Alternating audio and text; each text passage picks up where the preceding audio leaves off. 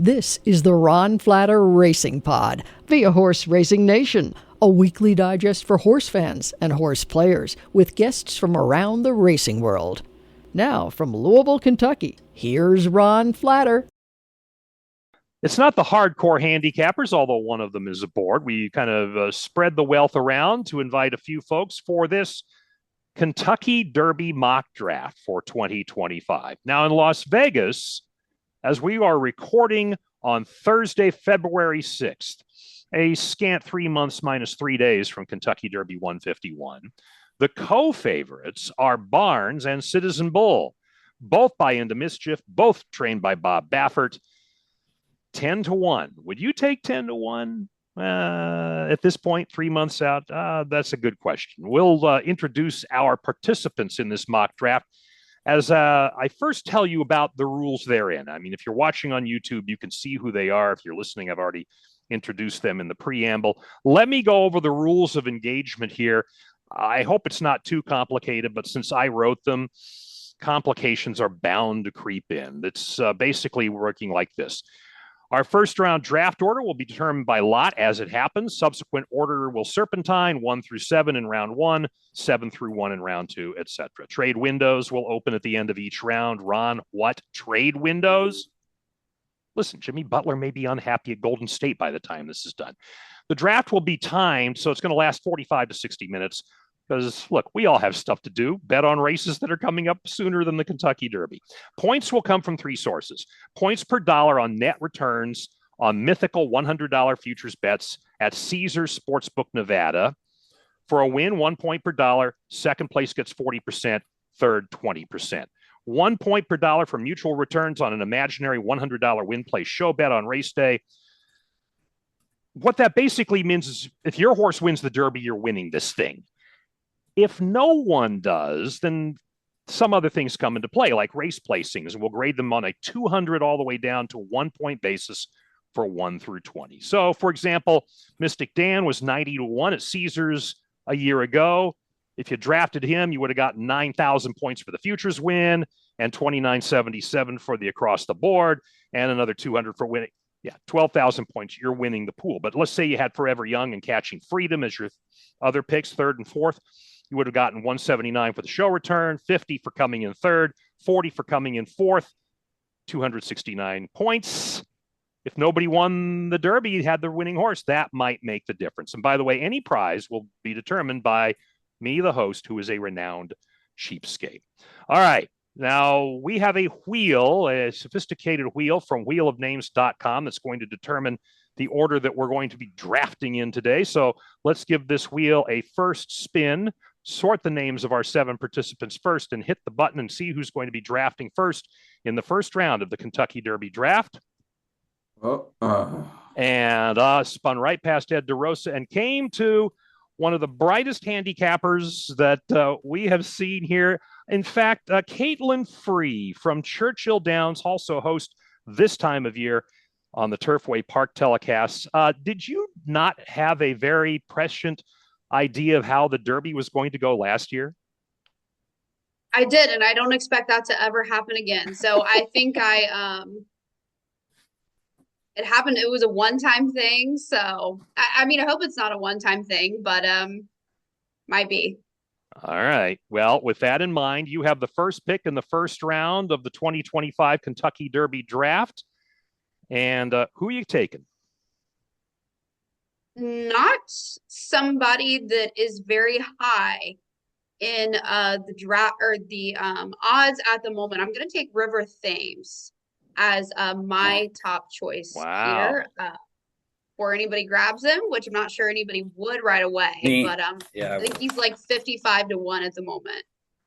Okay, will be coming off of an allowance win at Oaklawn, going into the Fountain of Youth for Todd Pletcher. Any particular reasons that you're looking at him as opposed to maybe another value play?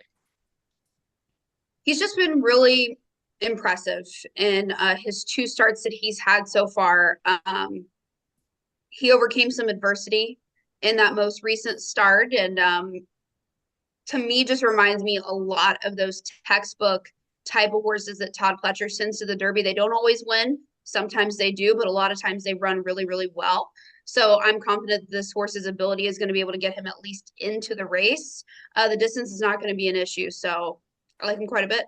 All right. River Thames, Todd McLean's Music, the sire, and the first pick in the first round of the draft. All right. Let's go ahead and shuffle the names again. We're going to get to our second choice as we spin the wheel, and around it goes. Anybody remember Ted Mack?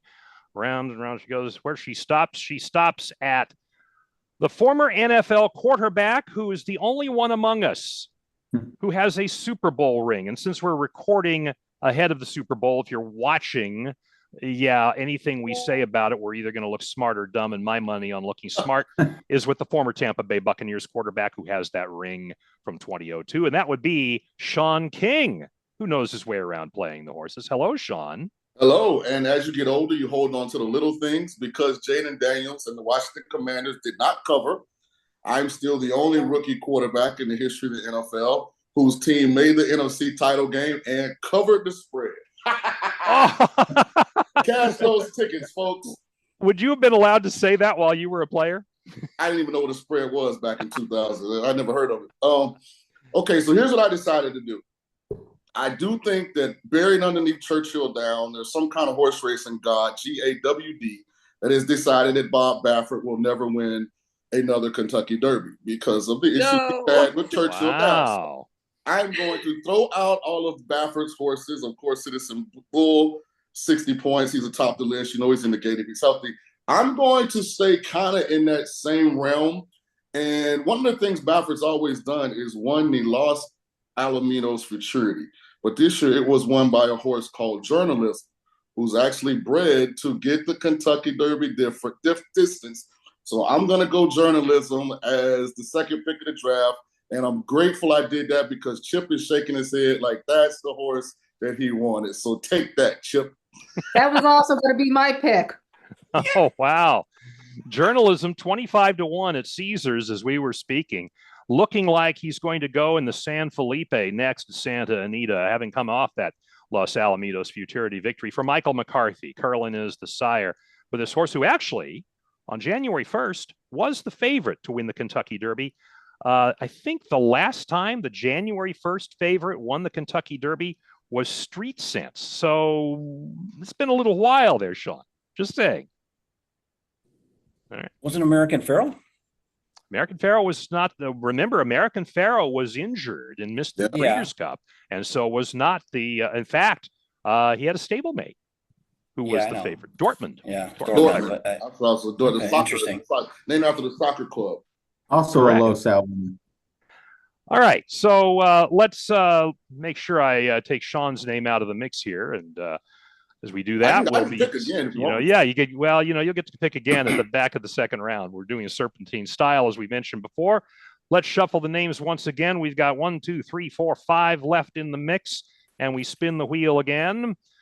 And as it spins multicolored style, as we're watching here, it goes around, and here we go. Dr. Derby, the man who does division rankings for Horse Racing Nation and handicapper and Eclipse Awards voter. We bring in from somewhere between Chicago and Milwaukee, somewhere in the very warm part of the United States, Chip Gehrke. Hello, Chip.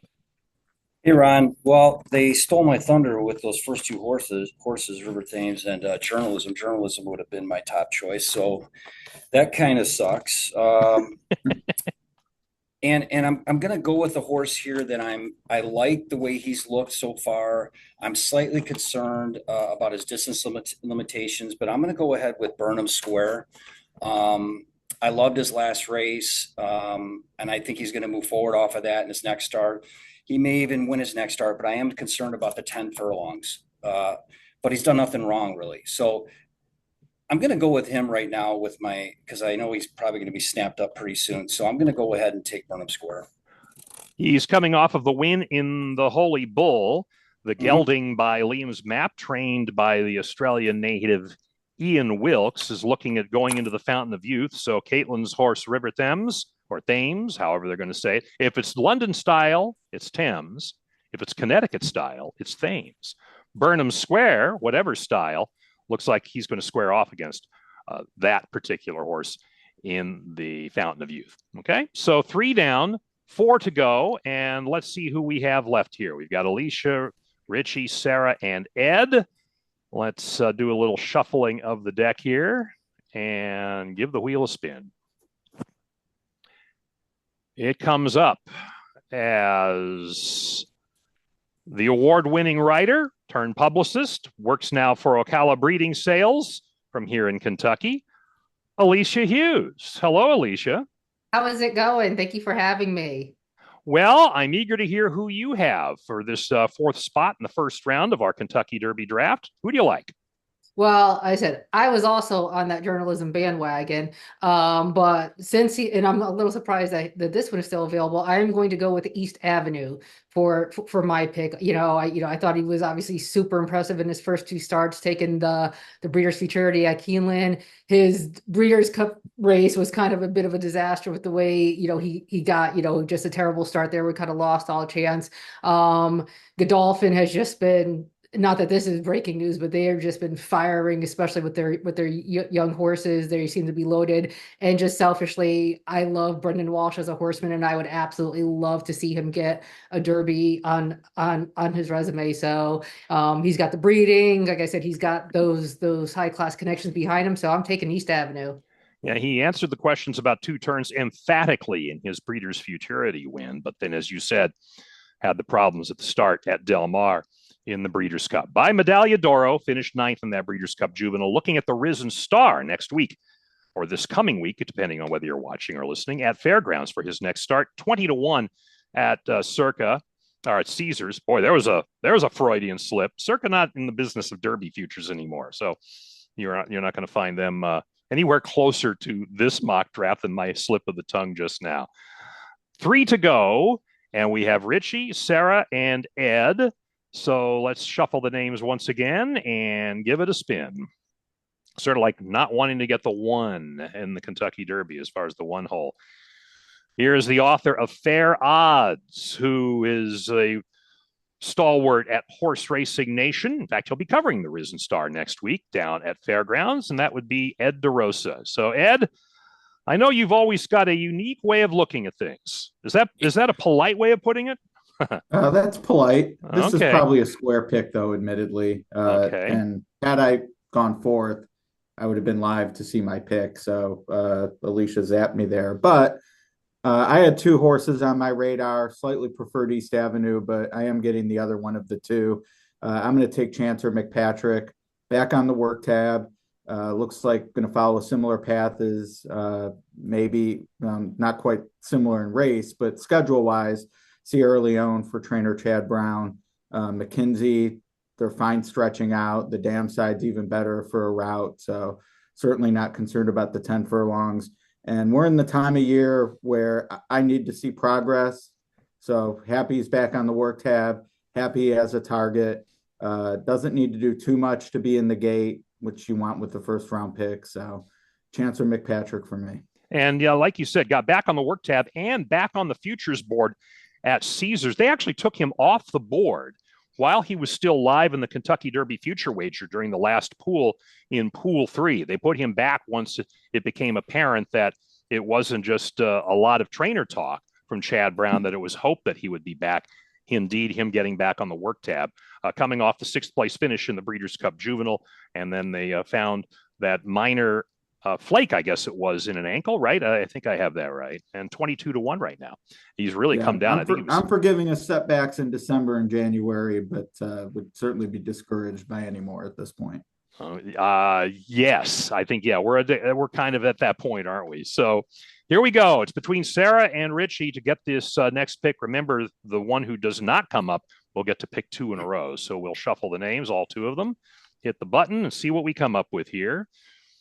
And the one of the 2 who will be picking next is the woman who is a regular on the New York Racing Association telecasts, America's Day at the Races. And of course, that means you see her on Fox Sports as well. And a Horse Racing Nation alum. Here's Sara Elbadwi. Hello, Sara. Hey, everybody. Looking forward to being a part of this. And I'm kind of surprised that my top selection actually is still available. Isn't that nice?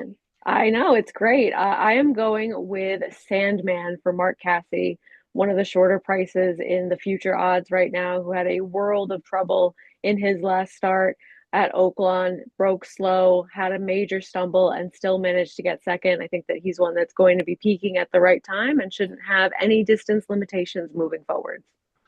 All right, we're not going to do the old pill pull to make it formal because, I just don't want any scandal popping up here if all of a sudden some name comes in, like Johnny Avello. So Richie Eng from Las Vegas. And Richie, go ahead and do a book plug for yourself that you've had out for a little while here. Your horse players. You can get the title right. I will get it wrong. Hey, thank you very much, Ron. Yeah, I'm the author of Betting on Horse Racing for Dummies, Edition 1, and then 20 years later, Edition 2, which came out in 2023. So it's the Dummies brand for getting newcomers interested in horse racing, and I was thrilled to have the opportunity to write it. Excellent. All right, but you're going to be the smart guy here because you're going to have the diamond in the rough. You can pick these in any way you want. You've got the first pick here in the next round, but right now the last pick in round one. Yeah, I can preface my pick by saying while I live here in Vegas, I do make it a point to try to bet one or two horses in the Kentucky Derby future wager each year. I have a picture of one horse I was able to hit a few years ago, a horse called Justify. I've got the winning ticket in my Dummies book. I was able to get him at 100-1. Last year I had Forever Young, and that was a tough beat. But here's a horse that I have already bet this year for the Kentucky Derby. It's Bullard. This is the other Michael McCarthy. I got this horse at three figures, 100-1. But I know he kind of ran into a tough horse in Barnes last time out, but that was at 7 furlongs. I really think that this is a gun runner who is begging for 2 turns. I believe he'll be in the Risen Star next, if I read the press release correctly. I'm hearing Rebel. I'm hearing Rebel. Hearing maybe the Rebel. Oh, Rebel? But you may be right. I mean, these things change. But if someone has more information than me, that wouldn't be surprised. But Bullard is leaving Southern California for his next start. I know Michael McCarthy wants to get this horse around 2 turns. So let's go with Bullard. All right. Before we get your first pick of the second round, I want to have Ed help me out a little bit here because when we come back, we're going to kind of pick up the pace here, maybe almost make it like a post-parade pace to get these picks in rounds 2 and 3. And we'll see if we can get it back to 4 because time is of the essence here. And Ed, it's your time to help us out with a plug for products that you find at horseracingnation.com. Oh, wow. All right. Well, I'm gonna plug the first timer report just because I ran a stat for our friends at Fairgrounds. It ranks the first time starters on a 1 to 5 scale, and we provide that info for Fairgrounds simulcast feed. So I'm a big believer in transparency when you're giving out picks. And the 5-star horses at the current Fairgrounds meet 22% winners and 1.5 positive ROI, which when you consider ratings are coming out, basically before the morning line, even the fact that they're still outperforming the betting public for a positive profit at the meet, I think is pretty solid. So for those who, handicap maiden races, whether it's, as part of a pick 5 or zero in on those races, it's a great product to get a real sense for how first-time starters fit among the field. And Fairgrounds isn't the only track with a positive ROI, but I know for a fact what it is because I just did it ahead of this podcast. So they're powerful numbers.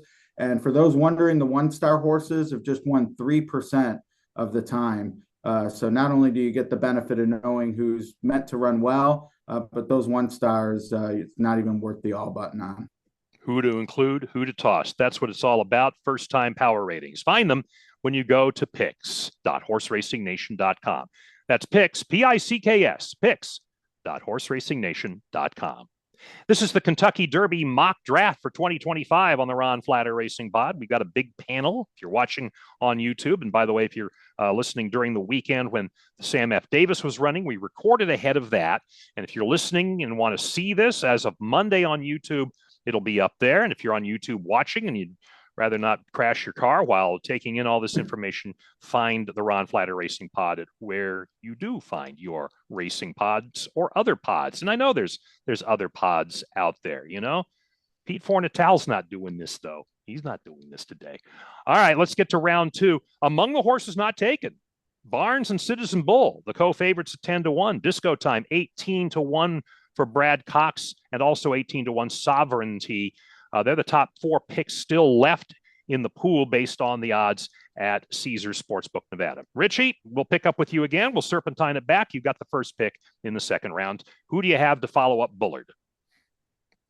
Okay, I'm a forgiving handicapper on a day-to-day basis, and certainly in the run up to the Kentucky Derby, you try not to have too many obstacles fall in front of your path. But the horse I'm going to go with, quite frankly, was beaten as a strong favorite in the Southwest Stakes, Patch Adams from Brad Cox. I know this horse is very highly regarded by the barn. I don't know exactly what happened at Oaklawn Park last time out, but I'm willing to forgive and forget, and hopefully this horse will move forward and, run to the promise that they have for him.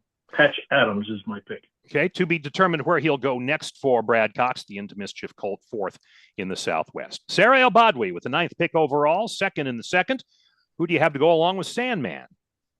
My next selection is one of the shorter prices as well, going with Barnes. Not news that Bob Baffert will be well represented in all likelihood in this year's Kentucky Derby. This horse has a win over the track at Churchill Downs, defeating Innovator, who is a pretty decent horse himself for Wayne Lucas. So I think that this one of the Bafferts is the one that I like the most coming into the Derby.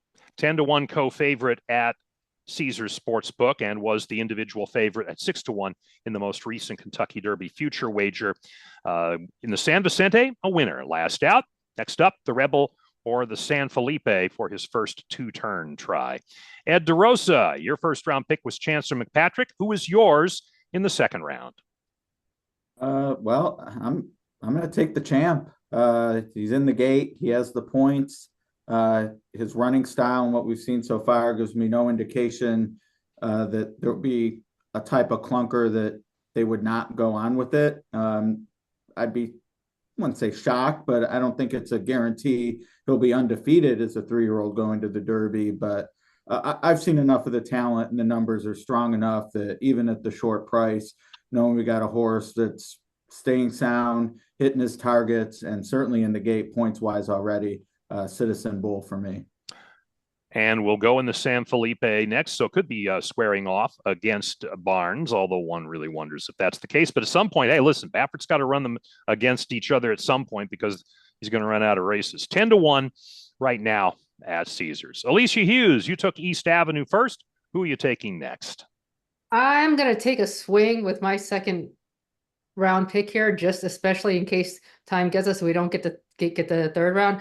I am going with Brodeur for my second round pick. Mark Casse trainee. I could sit here and tell you all the logic behind it of he, passed his first 2-turn test last time out at Oaklawn. But the reason I am picking Brodeur, as Ron knows, is because of who he is named for, which is Hall of Fame goalie Martin Brodeur. And as a longtime diehard Devils fan since the days of the 80s, and his co-owner John Green owner John Green of DJ Stables, also a Devil season ticket holder. This is my fantasy Derby winner because I have very good friends who work covering the NHL, and I'm fairly certain we can get Marty at the Derby if this horse makes it. So for very big sentimental reasons, I'm all in on Brodeur. Mark Casse trains unless Lou Lamoriello fires him 1 minute before the Derby, but that's probably not going to happen in this case. Allowance winner at Oaklawn, looking at the Rebel. Likely next spot. Chip Gehrke, you took Burnham Square first up. Who are you taking second up? Chip, I think you're with. There you go. Yeah, I'm here. We're going to go with Sovereignty. I think that's how you pronounce it, right? Mm-hmm. I really loved his street sense. He's got a race over the track, and I love his pedigree. And I guess we'll see how he starts out his 3-year-old campaign. I know, I really want to see a good effort first time out. I mean, I'd like to see a win, actually. I don't like it when a 3-year-old, like Patch Adams was mentioned, I don't really like that off the board finish. I think that the reason he was favored is because of that buyer speed figure, and thought it was overblown. So I really want to see Sovereignty run well in his next start, but he's my next horse. Okay, and Sovereignty also, if plans go as they look like they might, could be going against your other pick, Burnham Square, as well as River Thames in the Fountain of Youth, if plans go as they have been penciled forward. Shaun King, you had journalism as the second pick overall. Who's your second pick in the second round?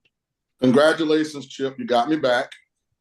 I had this beautiful paragraph. I was going to say, most people know Bill Mott because of Cigar. I know him because he's the youngest thoroughbred racehorsing trainer ever inducted into the Hall of Fame. But Sovereignty is no longer there. So I'm going with some bombs. And I'm talking about bombs over Baghdad. I've got a little angle here. Best jockey in America, most likely, is Irad Ortiz. He flew into Tampa last Friday and rode a Todd Pletcher trained horse named Vasimo. Hope I'm pronouncing it correctly. He's 90-1. He's 2-0, lightly raced. But when you look at the Kentucky Derby points list outside of Citizen Bull, nobody else really has any points. So all he has to do is make it down the Gulf Stream for the Florida Derby or one of these races and place and he'll be in. So I'm going with a long shot here, Vasimo. Won an allowance race last out at Tampa. No current public plans that we are aware of for that next spot. So maybe you could be looking at a Fountain of Youth Florida Derby sort of circumstance there. So we shall see. Kaitlin, oh, you're so patient. The reward for drafting first is you get first pick. Of course, the downside is you get to sit around for a while. But now you get to pick twice in a row to wrap up round two and to take us into round three. So who do you like to be the 14th pick overall? I'll go ahead and grab Disco Time for Brad Cox. I have for a while, ever since that first start, thought that this was probably the best one that Brad Cox had as far as it comes to colts. I definitely prefer his fillies a little bit more, but I think Disco Time is the best one that he has as far as colts go. So I'm actually surprised he's still available. So I'm happy to take him. Don't know for sure where he's going to go next. Brad has not confirmed, although the thought is Risen Star would be the logical next spot next week. So we shall see. By Not This Time won the Lecomte 18-1. So let's recap the first two rounds, and I'll give you the name of the chooser, the name of the chosen, and the Caesar's odds. Kaitlin took River Thames overall first, 55-1. Shaun with journalism at 25. Chip with Burnham Square at 18. Alicia, East Avenue at 20. Ed DeRosa, Chancellor McPatrick, 22-1. Sara with Sandman at 15-1. Richie with Bullard to end the first round at 33-1. Then the second round, Richie with Patch Adams at 22. Sara with Barnes at 10-1. Ed with Citizen Bull at 10. Alicia with Brodeur, right now, one of the two longest shots on our board at 90-1. Chip Gehrke with Sovereignty at 18. Shaun with Vasimo, the other 90-1. And Kaitlin with Disco Time at 18-1. And coming back, it looks like we'd have time for a third round. If we hustle, maybe we can get the Serpentine all the way back around for a fourth. But let's see how it goes. Past performances heard on the Ron Flatter Racing Pod are provided by Brisnet, the only place where you can find Kieran speed points, the easy way to map the pace in any race. Free PPs for all the Triple Crown nominees are available in time for next week's Kentucky Derby Future Wager. Find them at brisnet.com. The Ron Flatter Racing Pod rolls on with the mock draft for the Kentucky Derby, which is less than 3 months away. Let's go back now to Kaitlin Free for round three. Well, I was thinking about taking San Saba, but I don't think that horse is going to go in the Triple Crown races. Is that what you said, Ed? Yeah, I got roasted for having him on my fair odds yesterday. So, all right, well, hey, he's still up in Vegas, so they can move the roast over to move the roast to Glitter Gulch, ladies and gentlemen. Well, with him, probably not going. I'll go ahead and just stay away from him. I'll take Coal Battle. This horse has done absolutely nothing wrong. 45-1, I think, is obviously more than fair on this horse. He's won 2 prep races already. I'm not sure where he looks like he's going to head to the Rebel next. That's going to be a big ask, but this is a horse that has raw talent. I'm super happy for these connections, and he's couple more placings and he's all but in the gate. So I'll go ahead and take him. I'm trying to remember. He won the Springboard, right? And the Smarty Jones. Do I have that right? Yes. Okay. Yes. Lonnie Briley, he's been one of those trainers as a grinder. So looking forward to maybe seeing him have his first chance at Churchill Downs. So there's Cole Battle at overall number 15, first pick in the third round. Here's Shaun King with the next pick. So normally you don't get help from the competition, but I'm going to ask. Hopefully this is a podium with good people. Is Aviator G actually still in training? Yes, he is. Okay, I've never find anything. So Poster runs this week in the Sam F. Davis. I don't like him to be able to get the Derby distance. I'm going to take the horse that had a bad trip in the Rempson that still almost got up and caught him. Plus, I really, really, really, really, really want Chad Brown to win a Kentucky Derby before he goes completely bald. So I'm going Aviator G. Love you, Chad. Aviator Guy by Uncle Mo, second in the Remsen, 55-1. Chip? Yeah, I like that pick, Shaun. Thank you. But you didn't steal him from me, but I do like the pick. Now, Ron, are we going to have 4 rounds? Because I had a real doozy I was saving that I know no one's going to pick. I think we will. Yeah, we're going to get 4 rounds in. Yeah. All right, we're going to go with the horse that ran in that recent Southwest, Tistastic. I like his closing style. I love his pedigree. And he's sort of a bomb, but I'm going to go with him because I think if he keeps running his race, placing, he will be in the gate for the Derby, which is what we really need first. So, and he's been sound and he's run a lot of races. So I'm going to go with Tistastic. Yeah, half the battle is getting them to the gate. He's 95-1 right now. Then our longest shot so far chosen. And he's by Tiz the Law, trained by Steve Asmussen, trying to get his first Derby win, was third in the Southwest and looking perhaps at the Rebel. Alicia, you're on the clock. Oh, I'm a little surprised that this horse is still available. I am going to go with Built for my third round pick. I said I thought he was obviously very impressive, when he took the Gunrunner Stakes at Fairgrounds, and he just got nailed last time out in the Lecomte Stakes. And even though he got beat, like I said, it was very close. What I like there is, obviously he looked like before he had done his best running on or near the lead. That race, he had to come, he had to sit off the pace a little bit, and again, still was only a neck away from the victory. Again, very big supporter of Wayne Catalano as a horseman, would be another great one to see get a Derby win to their credit. So I'm going to go with Built. Hard Spun Colt was second in the Lecomte. No known plans, at least that we know of, for the next race. 28-1. Ed? I'm feeling kind of sheepish about.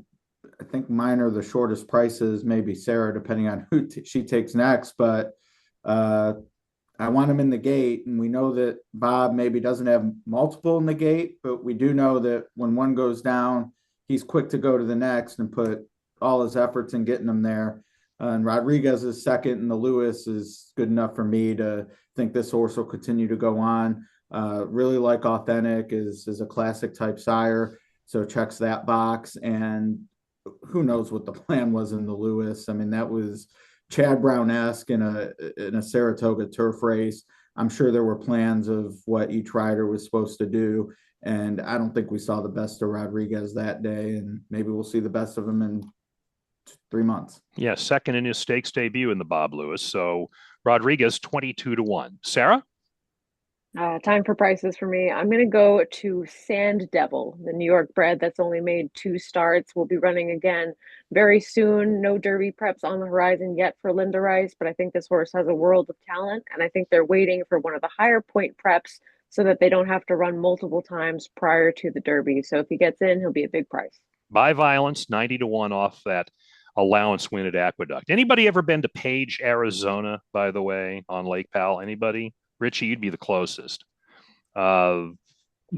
I happen to know the Page High School, their mascot is the Sand Devils. The reason I know that, I was the voice of the Sand Devils in the 70s. Richie, your turn to get us away from Lake Powell. I say, all right, let's go into the Brad Cox cookie jar again. We'll try Tappan Street. Only 2 starts, but ran a little green in the Holy Bowl, but it was a good effort. This horse cost $1 million, and has a huge upside. So let's go with Tappan Street. All right, Closer by Into Mischief. We got a lot of Into Mischiefs on the board. We weren't going to avoid him by any means. Runner-up in the Holy Bull, looking at the Fountain of Youth, or maybe training up to the Florida Derby next. 3 rounds are done. Ed, you got your thinking cap on for a plug, or should I read one of my my well-scripted, well-crafted, well-rehearsed opportunities here? You should, but I will plug that I'll be at the Risen Star next week. There you go. I like that.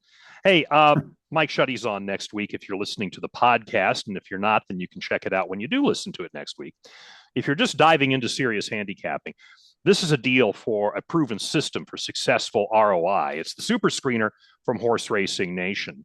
Based on years of analysis and results from Mike, he's gathered all of that to separate legitimate handicapping angles from all the noise.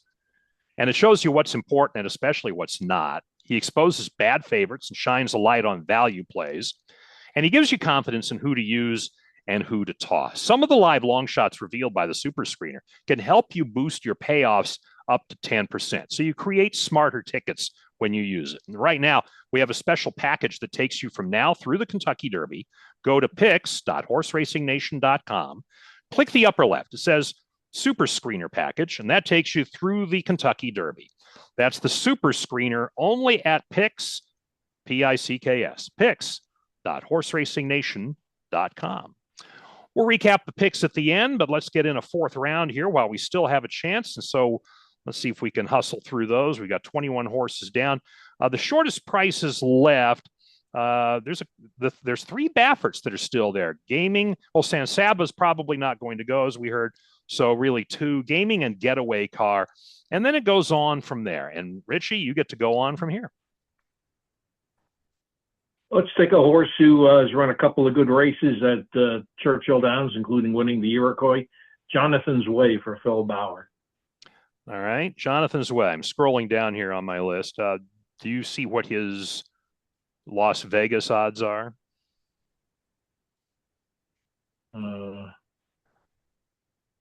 I found him. He is 45-1 by Vacoma. As you mentioned, he was actually second in the Kentucky Jockey Club most recently, and is looking at the Risen Star for his next date. Sarah. I'm going to go with the horse that actually finished ahead of him last time out, and that is First Resort as my last selection. Owen Hardy Trains by Uncle Mo, looking at the Godolphin connections there, won that Kentucky Jockey Club, and looks like he's going to go in the Battaglia Memorial at Turfway Park. So this horse has been on turf, looking like he's going to go to the synthetic. He's won on dirt. So there's that. Ed? I'm going to go with the horse who's running this weekend, so slightly positive, and I actually like the price. Of all the horses I've picked, this would maybe be the one I'd actually bet in the Caesars book, and that's Owen Almighty. Owen Almighty going, as you mentioned, in the Sam F. Davis. I'm sorry, Ed. As I was scrolling and searching, did you happen to say the odds? As I'm using that as my 50. At 50, Owen Almighty. Okay, and there he is. Brian Lynch Trains by Speightstown was 5th in the Pasco, and so let's go. And is he going this weekend? Did I omit that from my list? Yeah, he's in. He's in the Sam F. Davis. Okay. Yep. All right. Let's get back to Alicia. I believe he's still available. I'm going to take Speed King. He is. I'm going to take Speed King with my 4th round pick. Obviously, Sandman is extremely well regarded, and yes, he got a terrible start last time out there in the Southwest Stakes, but obviously Speed King, like I said, still impressive in his win there. I'd like to see, I'm a little concerned that he's, as his name suggests, just kind of beneath the lead horse. But I said this is a horse who hasn't done a whole lot wrong so far, and he's finished ahead of some well-regarded horses. So that's who I'm going with for round 4. Chip. I'm going to go with, I don't even know if you're going to have this horse listed, but somebody's got to do this. So I love this horse, Tasai Dorado. He's from Japan. He ran in December, won off by 10 in a race that actually was faster than Forever Young's first race. He's going to run back here on February 22nd. The connections do have the Kentucky Derby on the radar if he continues to win. I have no idea what his odds are right now, but I loved Forever Young last year. I had a 50-1 future wager on him that I was cheated out of. But yeah, so anyways, that's who I'm going with my fourth horse, Tesai Dorado. Okay, he was in the odds, and just for the sake of he was. I don't know if he's still there. I don't think he is. For the sake of the competition, the highest odds on the board right now are 300-1. So we'll give you that. Oh wow! Okay. Yeah. Well, basically, it's just a placeholder for the scorekeeping. If you win the Derby, it doesn't. Yeah. It doesn't matter what the odds are. All right. True. I'll find that and add it to the list here. Shaun. Chip, you're really becoming a thorn in my side. I just want to acknowledge that. Did you like him? No, here's what I was about to say. The thing that's enlightening to me is no one seems to be in love with the shortest prices right now. Oh, yeah. I don't. We didn't really pick any of the top 4 or 5 shortest prices until the second round. So it makes me think it's wide open. So I was going to suggest, Ron, right now there's a filly named Myriad Love that's actually at the head of the Japanese road to the Kentucky Derby. So I want to take Myriad Love, but I want to ask, can I default to whatever Japanese horse gets in the gate, because she will have the option of opting for the Oaks? What's the word I'm looking for, Shaun? No, you do not have that option. All right, I'm going Myriad Love. Listen, All Steve Kaitlin started this expedition in 1995 with Japanese horses getting the Kentucky Derby. They actually started winning a lot of Breeders' Cup races, 3-4 years ago. They're going to pop up and win one of these derbies. So I'm going to take the filly because she's in the lead right now, Myriad Love. All right. Shaun, that filly, I looked at her and I'd read some stuff with Japan where if she continues to win, say she wins some of these preps, they have the option to pick a male instead of her to send her. But still, I like the pick. You see, I tried to preface it, and Ron, give me some grace. If she decides to go to the Oaks or something, can I default to the horse they send? But I'm as cold-hearted as those bookmakers who you know so well there in Las Vegas. Kaitlin, you get to wrap it up. Well, I was going to ask if I could do that with one of the Japanese horses. So it's not one of the either two that they talked about. Although Myriad Love, she's very exciting, and I like the one that Chip picked as well. I'm going to do Rhino, who got onto the dirt for the first time last time out. Is the son of Into Mischief, is the first foal of Princess Noor, who was a really good 2-year-old filly when she was over here in the States. So had 2 fourths on the turf, absolutely exploded when he got on the dirt. I don't think distance is going to be an issue. Is out of that, not this time, mare by Into Mischief. So Rhino is going to be the one for me. And he is Triple Crown nominated. So I think the Derby's definitely in their thoughts. Okay. Let's just go back over the picks again. Kaitlin took River Thames, Disco Time, Coal Battle, and Rhino. With the serpentining of the picks, Shaun King went with Journalism, Vassimo, Aviator Guy, and Myriad Love. Chip, get your mic on. You're going to have to help me on the last one. Burnham Square for Chip, along with Sovereignty, Tistastic, and Dorado. Say that again. I think your mic was muted or half muted or something. I'm not muted right now. There you are. Right? There you just popped on. Okay. Tesai Dorado. Tesai Dorado. Okay. Then after that, it was on to Alicia with East Avenue, Brodeur, Built, and Speed King. Ed, Chancellor McPatrick, Citizen Bull, Rodriguez, and Owen Almighty. Sarah, Sandman, Barnes, Sand Devil, and First Resort. And Richie with Bullard, Patch Adams, Tappan Street, and Jonathan's Way. So those are the picks. Does anybody have any thoughts about who wound up with the best hand here? Nobody rushing in? Yeah. I mean, it's so much speculation. I mean, the majority of sports haven't even won yet in 2025. I'm just hoping mine are sound and make it to all the races.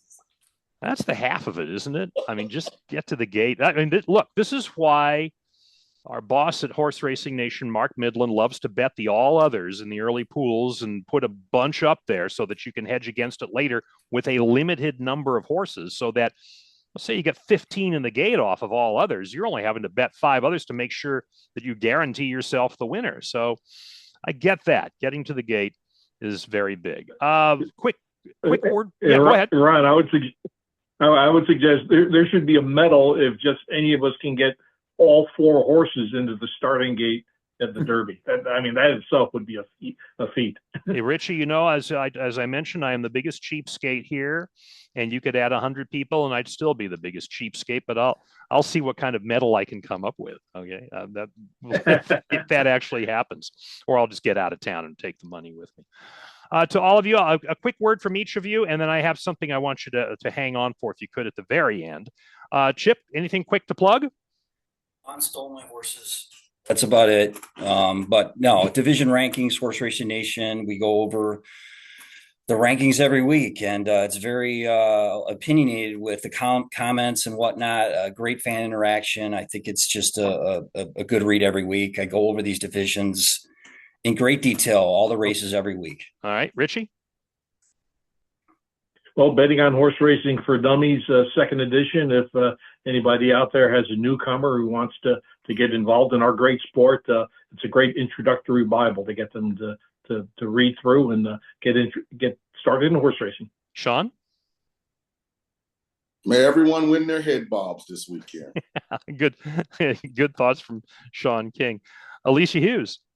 I'll get in trouble if I don't plug this. OBS March sale coming up, under tax show, March 5th through the 8th, sale itself, March 11th through the 13th. You want to find your future Derby winner, then go shop OBS this spring.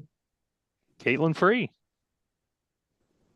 Tune into Turfway Park. Got some good races coming up. The Battaglia and the Jeff Ruby still to come as prep races. And then in mid-March, we're going to be at Colonial for the first running of the Virginia Derby on the dirt, with 50 points on the road to the Kentucky Derby. So some exciting prep races coming up that I'll be in the paddock for. So definitely tune into that. And then, of course, we got Resident Star and Louisiana Derby coming up at Fairgrounds.